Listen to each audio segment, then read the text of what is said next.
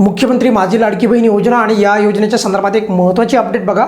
राज्याचे उपमुख्यमंत्री एकनाथ शिंदे साहेब यांनी एक खूप महत्त्वाचं या योजनेच्या संदर्भात एक विधान केलेलं आहे।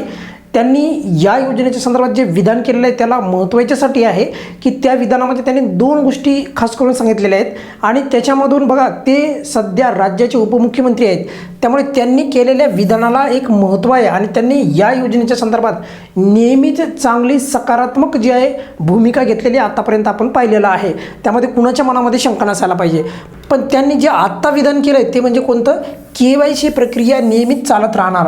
आता KYC प्रक्रिया जी आहे म्हणजे KYC करण्यासाठी जे लाडक्या बहिणींना पोर्टल चालू केलं जातं तर ती प्रक्रिया त्यांनी सांगितलं की ती चालत राहणार आहे। म्हणजे असं नाही की आता लगेचच चालू होणार उद्या परवा असं नाही आहे, किंवा आता सध्या चालूही नाही तुम्हाला हेही माहीत आहे, परंतु येणाऱ्या वेळेमध्ये नक्की ती चालू होण्याचे संकेत त्यांनी दिलेले आहेत आणि हेच संकेत जे आहेत बऱ्याचशा लाडक्या बहिणींसाठी अतिशय दिलासादायक ठरणार आहेत, कारण की त्यांना अजूनही KYC करता आले नाही अशा लाडक्या बहिणींसाठी हे जे काही त्यांनी बोललेलं जे विधान आहे ते अतिशय महत्त्वाचं आणि सकारात्मक आहे। आणि असेच संकेत स्वतः खुद्द राज्याच्या महिला बालविकास मंत्री आदित्यताई तटकरे यांनी देखील दिलेला आहे की तुमची KYC जी आहे ही प्रक्रिया परत देखील चालू होऊ शकते आणि होण्याची शक्यता ही अधिक आहे।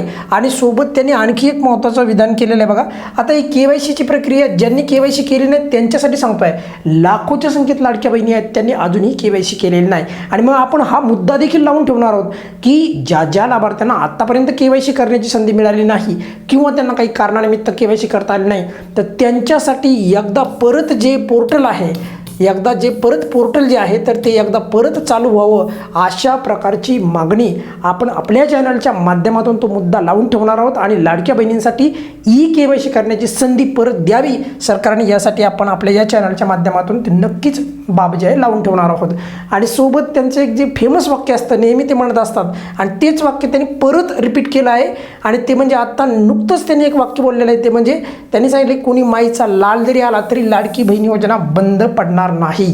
काय सांगितलं, कोणी सांगितलं आहे, राज्याचे उपमुख्यमंत्री एकनाथ शिंदे साहेबांनी सांगितलं आहे की कोणी जरी आलं माईका लाल तरी देखील, हे त्यांनी सांगितलेलं विधान सांगावलं मी की कोणी जरी आलं तरी देखील ही योजना बंद पडणार नाही। आता काही लाभार्थ्यांना वाटत होतं ना की सर ही योजना हळूहळू करून बंद पडेल। बघा लाभार्थ्यांची संख्या कमी होत आहे याच्यामध्ये कुणाच्या मनामध्ये शंका नसायला पाहिजे बरं का, जी बाब सत्य आहे ती मांडली पाहिजे।